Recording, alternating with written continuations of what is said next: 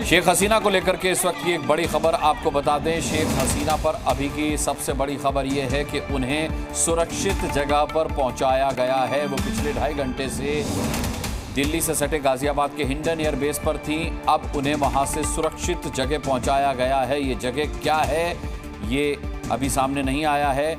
Air force और सुरक्षा एजेंसियों की निगरानी में उन्हें सुरक्षित जगह पर पहुंचाया गया है। सुरक्षित जगह पर शेख हसीना को ले जाया गया है। सबसे पहले यह खबर आप तक जी न्यूज पहुंचा रहा है। इंडियन एयरफोर्स और सुरक्षा एजेंसियों की निगरानी में शेख हसीना को सुरक्षित जगह पहुंचाया गया है। उन्हें सुरक्षा दी गई है। शेख हसीना पर अब तक की सबसे बड़ी खबर है।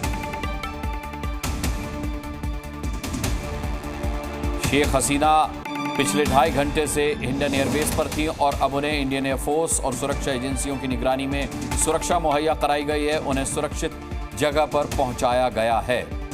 इसे लेकर अब पाकिस्तान में भी परेशानी शुरू हो गई है। पाकिस्तानी मंत्री फवाद चौधरी ने अब सिर्फ कुछ देर पहले एक्स पर पोस्ट भी किया था, आपको हमने बताया भी था। लेकिन अब भारत का ये स्टैंड के सुरक्षा एजेंसियों ने अपनी निगरानी में, इंडियन एयरफोर्स ने अपनी निगरानी में शेख हसीना को सुरक्षित स्थान पर पहुंचाया है।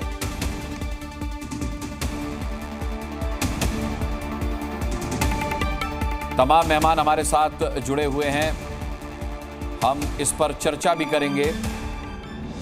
रक्षा विशेषज्ञ दिनेश नयन हमारे साथ हैं। इसके अलावा AK सिवाच रक्षा विशेषज्ञ हमारे साथ हैं। तेज टिक्कू लगातार हमारे साथ विदेशी मामलों के जानकार जुड़े हुए हैं।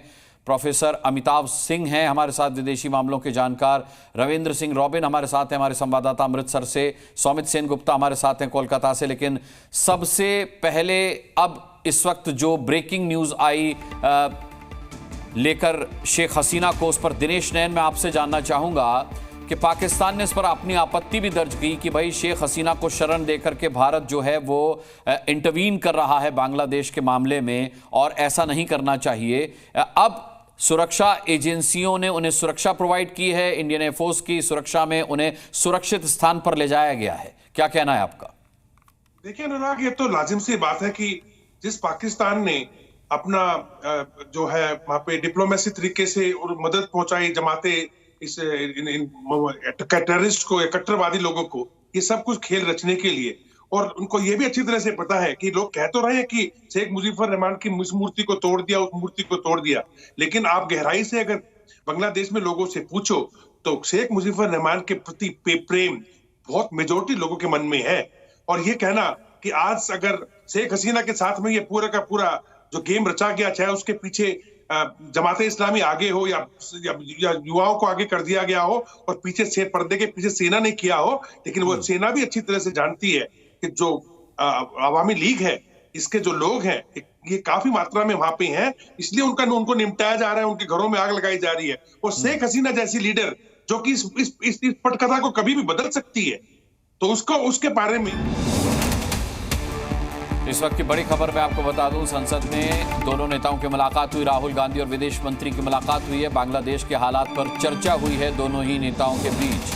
राहुल गांधी और विदेश मंत्री एस जयशंकर की मुलाकात हुई है। संसद में इन दोनों नेताओं की मुलाकात हुई है और बांग्लादेश के ताज़ा हालात पर ये दोनों नेताओं के बीच चर्चा हुई है। राहुल गांधी ने हालात की पूरी जानकारी विदेश मंत्री से ली। विदेश मंत्री से राहुल गांधी संसद में मिलने पहुंचे, दोनों नेताओं की संसद में मुलाकात हुई और राहुल गांधी ने बांग्लादेश के हालात पर विदेश मंत्री से पूरी जानकारी हासिल की। जी, आप अपनी बात पूरी कर सकते हैं दिनेश ने। ये था अनुराग कि देखिए, इस पटकथा को अगर कोई बदल सकता है तो यही शेख हसीना बदल सकती हैं, जो भारत की हितैषी है। भारत के संबंध जो बांग्लादेश से सुधरे वो पाकिस्तान और चीन कभी लाइक नहीं करेंगे, लेकिन सुधरे तो शेख हसीना के दौरान ही। और भारत का आज ये एक तरीके से फर्ज बन जाता है, डिप्लोमेटिक फर्ज बन जाता है कि हम उसको साथ दें। लेकिन देखना यह है कि एंटी इंडियन सेंटिमेंट्स को सेना या फिर जमाते इस्लामी या फिर जो कट्टरवादी पंथ वहां पे लोग हैं, वो भीड़ के अंदर भीड़ को उकसा के कहीं हमारे जो वहां हिंदू परिवार हैं या आवामी लीग के लोग हैं या दूसरे, जैसे आपने भी बताया मुर्तजा के घर पे, क्रिकेटर के घर पे भी अटैक हो गया, तो इस तरह के लोगों को भड़का करके वहां कहीं ज्यादा हिंसा ना कर दे। सिर्फ इस बात को तोलना है और इस बात को तोल मोल के अंदर ही। अभी अजीत डोभाल साहब भी जो है गाजियाबाद हिंडन एयरपोर्ट पे पहुंचे थे, जयशंकर जी की बातचीत जो है, मैं लौटूंगा आपके पास। रविंद्र सिंह रॉबिन भी हमारे साथ संवाददाता। रविंद्र, अभी हमने ये बड़ी खबर बताई है अपने दर्शकों को कि संसद में दोनों नेताओं की मुलाकात हुई। राहुल गांधी मिलने पहुंचे हैं विदेश मंत्री से और वहां उन्होंने संसद भवन में विदेश मंत्री से पूरी जानकारी ली है बांग्लादेश के ताजा हाल पर। देखिए, जब अप्रोप्रिएशन बिल उसके बाद हाउस कल तक के लिए एडजर्न हो गया तो जानकारी मिल रही, राहुल गांधी अपने जो सीट है उससे उठे और एस जयशंकर विदेश मंत्री के पास गए और उनसे 5-7 सवाल पूछे कि शेख हसीना कैसी है, बांग्लादेश के हालात कैसे हैं, सरकार क्या कर रही है, क्या अपडेट है। तो सारे सवालों का जवाब विदेश मंत्री ने यही दिया है कि हमारी नजर है पूरे हालात पर और जैसे ही कुछ अपडेट होगा तो हम आपको जानकारी देंगे। और ये सरकार का एक तरह से ऐसे हालात में ऑपोजिशन को भरोसे में लेने की एक प्रक्रिया रही है, परंपरा रही है पहले भी। अब जानकारी के अनुसार कि आगे चलकर जो हालात होंगे बांग्लादेश में उसमें ऑपोजिशन, खासकर नेता विपक्ष हो या टीएमसी के नेता हो, इन सबसे भरोसे में लिया जाएगा, उनसे बात भी की जाएगी और संभावना है कि कल विदेश मंत्री एक स्टेटमेंट भी दे सकते हैं संसद के अंदर में। हालांकि इसको कंफर्म नहीं किया गया है, लेकिन ऐसी जानकारी मिली कि वो पूरे हालात पर अभी तक जो है उसकी जानकारी सदन को दे सकते हैं। तो नेता विपक्ष ने सवाल किया, एस जयशंकर ने उसका जवाब दिया और संभावना है कि सरकार पूरे भरोसे में लगी विपक्ष को, खासकर नेता विपक्ष राहुल गांधी को। चलिए, मैं रविंद्र बहुत बहुत धन्यवाद करूंगा इस तमाम जानकारी के लिए। आपका आगे भी जरूरत हुई तो आपसे संपर्क में रहेंगे। रविंद्र कुमार हमारे संवाददाता जो इस मुलाकात को लेकर के जानकारी दे रहे थे।